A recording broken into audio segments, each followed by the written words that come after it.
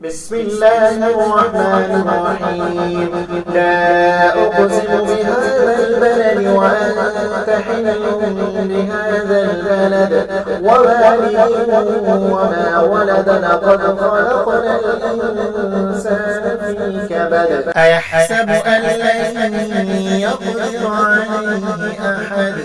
يقول أهلكت مالا لبدا أيحسب أن لم يره أحد ألم نجعل له عينين ولسانا وشفتين وهديناه النجدين فلاقتحم العقبة وما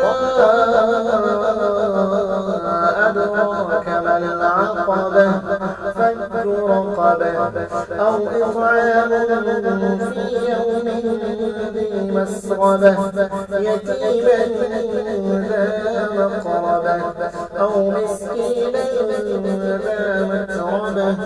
ثم كان من الذين آمنوا وتواصوا بالصبر وتواصوا بالمرحمة أولئك أصحاب الميمنة والذين كفروا بآياتنا هم أصحاب المشأمة عليهم نار مؤصدة.